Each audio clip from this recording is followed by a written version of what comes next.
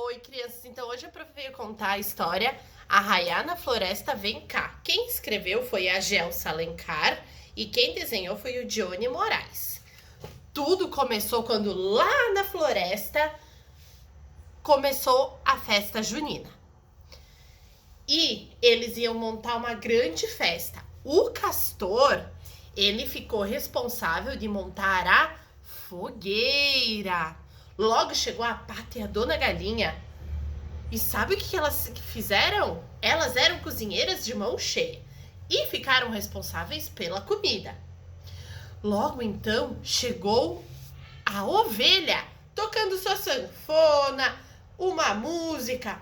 Mas daí chegou o pássaro, porque ele disse assim: música sem cantoria? Não, não, não, vamos fazer uma festa boa mesmo. Depois disso, chegou o macaco. O macaco, ele queria ser o cupido da nossa festa na floresta. E tudo isso foi acontecendo, foi rolando, eles foram montando a festa. Enfim, o arraiá começou.